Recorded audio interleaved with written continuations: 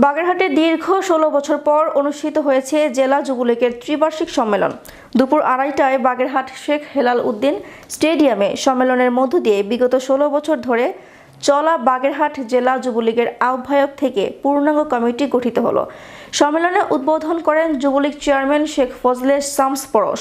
প্রধান অতিথি হিসেবে উপস্থিত ছিলেন বঙ্গবন্ধুর ভ্রাতুষ্পুত্র বাগেরহাট ১ আসনের এমপি শেখ হেলাল উদ্দিন।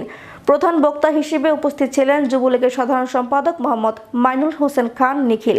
বাগেরহাট জেলা যুবলীগের আহ্বায়ক সর্দার নাসির উদ্দিনের সভাপতিত্বে সম্মেলনে আওয়ামী লীগের ২ জন কেন্দ্রীয় সাংগঠনিক সম্পাদক বি.এম. মোজাম্মেল হক, এস.এম. কামাল হোসেন, বঙ্গবন্ধুর পরিবারের তৃতীয় প্রজন্ম বাগেরহাট ২ আসনের এমপি শেখ সারহান নাসের তন্ময়, বন পরিবেশ জলবায়ু পরিবর্তন বিষয়ক উপমন্ত্রী হাবিবুন নাহার, বাগেরহাট ৪ আসনের এমপি মোহাম্মদ আমিরুল আলম মিলন, বঙ্গবন্ধুর ভ্রাতুষ্পুত্র যুবলীগের প্রেসিডিয়াম সদস্য শেখ সোহেল উদ্দিন, শেখ রুবেল, এমপি মুজিবুর রহমান চৌধুরী নিস্কন, বাগেরহাট জেলা আওয়ামী লীগের সভাপতি বীর মুক্তিযোদ্ধা শেখ কামরুজ্জামান টুকু, সাধারণ সম্পাদক ভূঁইয়া হেমায়েত উদ্দিন সহ যুবলীগের কেন্দ্রীয় ও স্থানীয় নেতৃবৃন্দ বক্তব্য রাখেন।